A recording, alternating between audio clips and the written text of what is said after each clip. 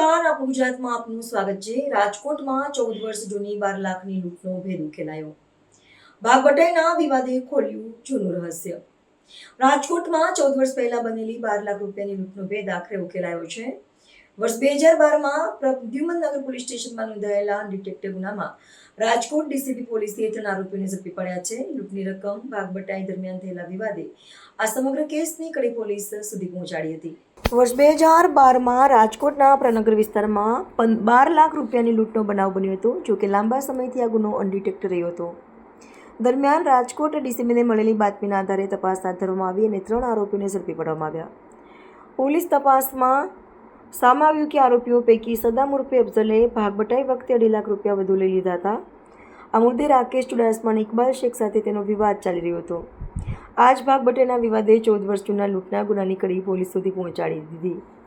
આરોપીઓ અગાઉ પોપટપરા નાળા પાસે થયેલી લૂંટના કેસમાં પણ ઝડપાયા હતા, પરંતુ તે સમયે વર્ષ 2012ની લૂંટનો ભેદ ઉકેલાયો ન હતો। હવે ડીસીપી પોલીસે 3 આરોપીઓને ઝડપી પાડી પ્રનગર પોલીસ સ્ટેશનમાં નોંધાયેલા 14 વર્ષ જૂના અનડિટેક્ટ ગુનાનો ભેદ ઉકેલી કાયદેસરની કાર્યવાહી હાથ ધરી છે। माननीय CP sir Brajesh Kumar Jha sir और एडिशनल सीपी सर चैतन्य मंडलिक सर द्वारा राजकोट शहर क्राइम ब्रांच ने मिलकत संबंधी गुनाओं अटकाववा माटे अने जूना अनडिटेक्टेड गुना शोधवा माटे सूचना करवामां आवेल हती। ए अन्वये क्राइम डीसीपी श्री भरत बसिया साहेबना मार्गदर्शन हेठळ पीआई श्री एस चावड़ा साहेब, पीआई श्री मनोज डामोर साहेब और पीआई श्री चिराग जादवनी टीमों कार्यरत हती।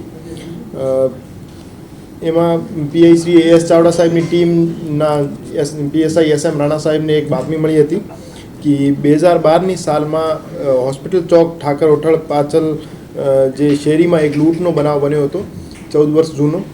એમાં ભાગબટાઈનો એક વિવાદ ચાલતો હોય અને ભાગબટાઈના પૈસાને લઈને એક માણસો જે છે આરોપી જે છે એક જગ્યાએ ભેગા થયેલા હોય તો ટીમ દ્વારા ત્યાં રેડ કરવામાં આવેલ હતી અને 3 આરોપીઓને એ ડિવિઝન પોલીસ સ્ટેશનના જે અનડિટેક્ટેડ લૂંટના ગુના હતા એમાં 2.5 લાખ જેવી રોકડ રકમ સાથે એમની અટક કરવામાં આવેલ છે અને 2012નો જે ગુનો છે એ ડિટેક્ટ કરવામાં આવેલ છે। એ જે આરોપીઓ છે અફઝલ ઉર્ફે સદ્દામ અહેમદભાઈ દલવાણી, રાકેશ ઉર્ફે બીટુ ચંદ્રકાંતભાઈ ચુડાસમા અને ઇકબાલ ભીખુભાઈ શેખ, એમને ત્રણેય મળીને 2012માં એક મોટરસાઇકલ ઉપર આવી ફરિયાદીની એક્ટિવાની આડી પોતાની મોટરસાઇકલ રાખી ફરિયાદીની આંખમાં મરચાં નાખી અને એમની પાસેથી 12 લાખ જેવી રકમ ભરેલી બેગ ઝૂંટવી લીધેલ હતી અને લૂંટને અંજામ આપેલ હતો। તો એ બાબતે પ્રનગરમાં એક ગુનો દાખલ થયો હતો અને ત્યારથી એ ગુનો અનડિટેક્ટેડ હતો।